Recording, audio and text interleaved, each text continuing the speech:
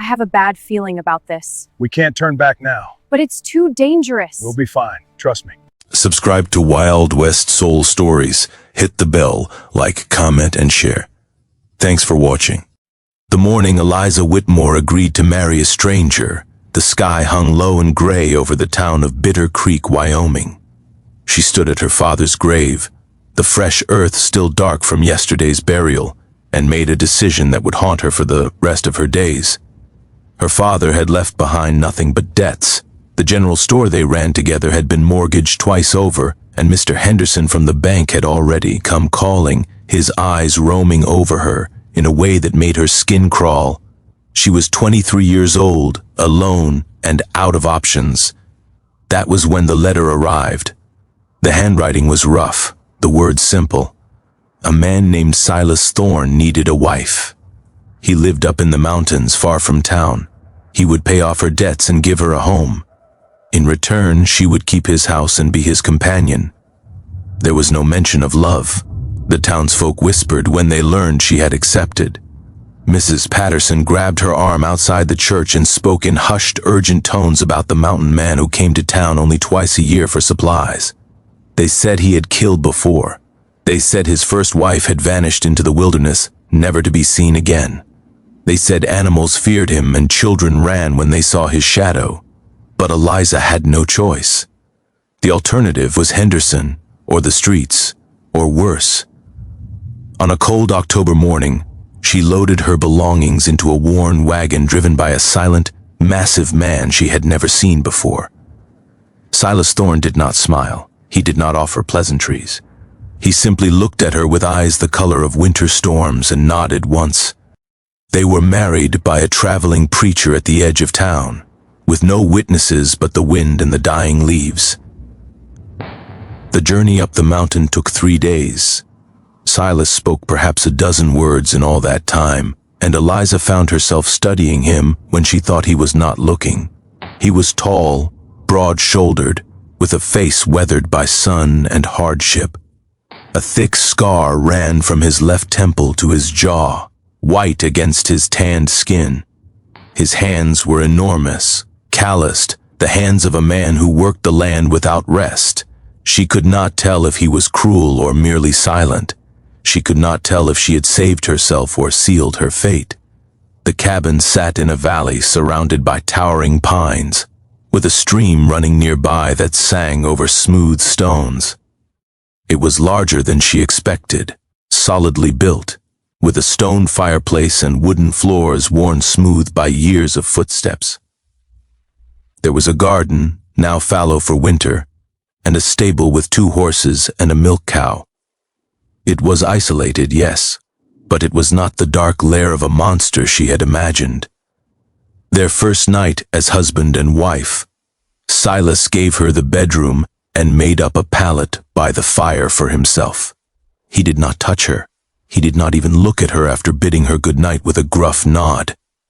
Eliza lay awake for hours, listening to the unfamiliar sounds of the mountain, wondering what manner of man she had married.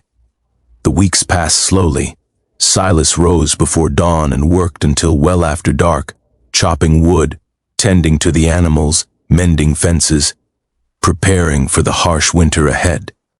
He ate the meals she prepared without complaint, answered her questions with as few words as possible, and kept his distance as if she were made of glass he feared to break. She learned small things about him. He was gentle with the horses, speaking to them in low, soothing tones he never used with her. He carved wooden figures in the evenings, intricate animals that seemed almost alive in the firelight. He left fresh wildflowers on the kitchen table when he thought she was not watching. But he never spoke of himself, never explained the scar or the whispers that followed his name, never mentioned the wife who had supposedly vanished. Winter came with a vengeance, sealing them inside the cabin with snow that drifted higher than the windows. The world shrank to the 4 walls that contained them, and still Silas maintained his careful distance, sleeping by the fire even as the cold crept through every crack. One night, Eliza could bear it no longer. She crossed the room and knelt beside him, placing her hand on his shoulder. He flinched at her touch, his eyes flying open with something that looked almost like fear. She spoke softly, asking why he kept himself apart, why he had wanted a wife only to treat her like a stranger, what he was so afraid of. For a long moment he did not answer. Then, slowly, painfully, he began to speak.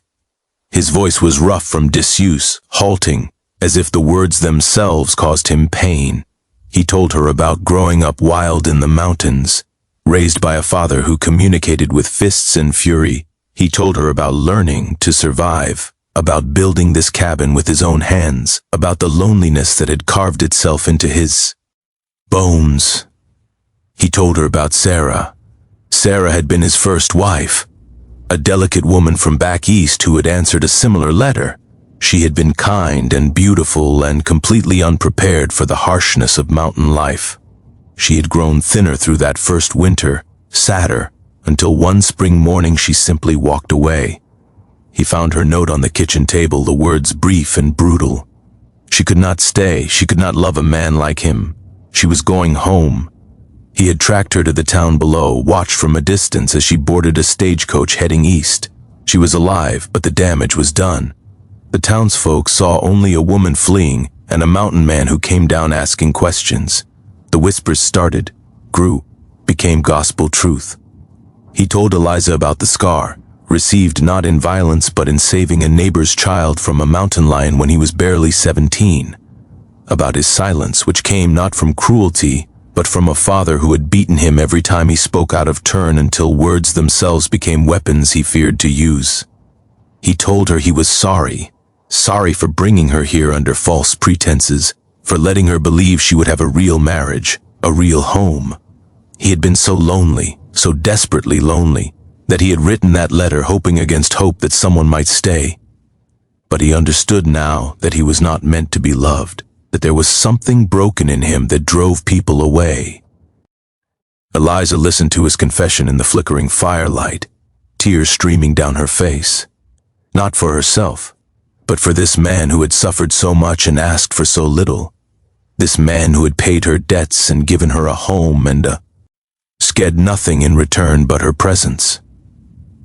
She took his face in her hands, feeling the rough stubble against her palms, and pressed her lips to his forehead. She told him she was not leaving. That night, for the first time, Silas slept beside her in the bed. He held her as if she might disappear at any moment, his large frame curled around her protectively, his breath warm against her hair. Spring came slowly to the mountains, the snow retreating inch by reluctant inch, and with the thaw, something blossomed between them that neither had expected. Silas began to speak more, sharing stories of the land he loved, teaching Eliza which plants were edible and which were poison, showing her the hidden waterfall where he went to think. His laughter, when it came, was rusty and uncertain, as if he had forgotten how. Eliza learned to love the rhythm of mountain life, the satisfaction of bread baked in a wood-fired oven, the peace of evenings spent reading aloud while Silas carved his figures by the fire. She planted a garden in the spring soil and imagined children playing among the rows. She learned to love him, not despite his roughness, but because of what lay beneath, the gentleness he hid from the world, the loyalty that ran bone deep, the capacity for devotion that had been beaten and broken but never quite destroyed. And Silas, for his part, loved her with a ferocity that frightened him sometimes. He would catch himself watching her as she moved through their home, this woman who had chosen to stay, and feel a gratitude so overwhelming it brought tears to his eyes. He vowed to be worthy of her, to give her everything he had, everything he was. They made the journey down to Bitter Creek together that summer, and Eliza saw the way people stared, the way they whispered behind their hands. She saw Mrs. Patterson's expression of horror, Henderson's look of disbelief. She held her husband's hand and walked with her head high and felt Silas's fingers tremble in hers. That night in the small hotel room they had rented, he asked her if she was ashamed of him, if she regretted binding her life to his.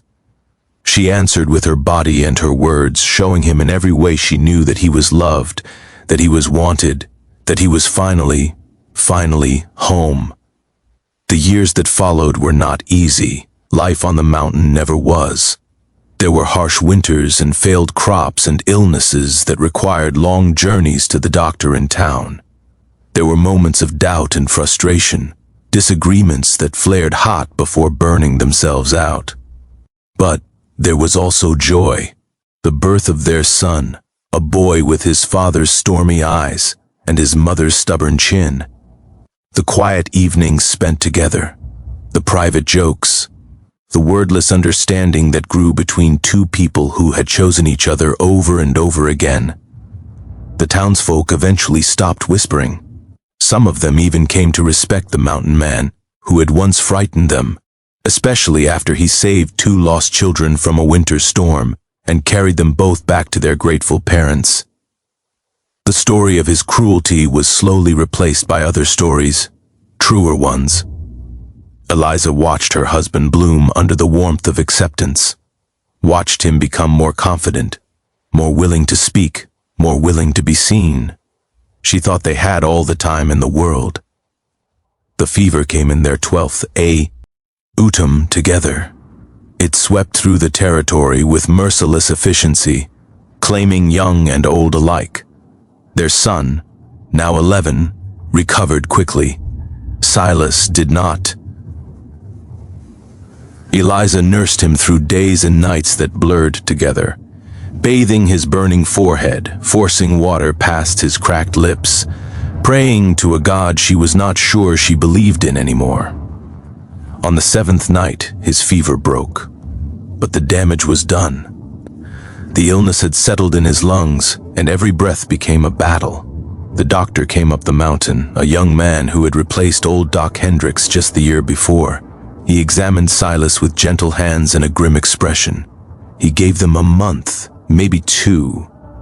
Eliza refused to believe it. She refused to accept that this man, this mountain of a man who had survived so much, could be taken from her by something as small as a fever.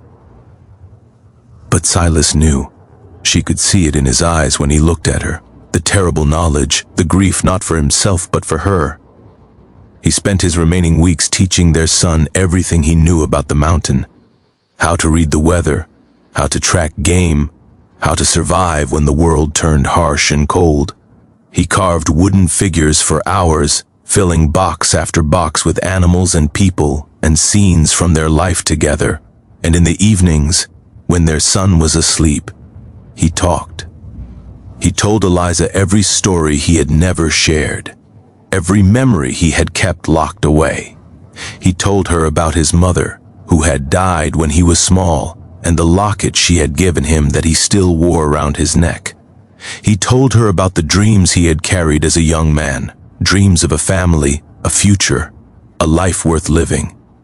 He told her she had given him all of that, and more. That the years with her had been worth every hardship, every whisper, every moment of doubt. That he had never known it was possible to be so loved. He told her to be happy when he was gone, to find joy again, to live fully, to tell their son stories about a father who had loved him beyond measure. Eliza wept in his arms and promised things she did not know if she could keep. He died on a cold November morning with the first snowflakes of winter drifting past the window.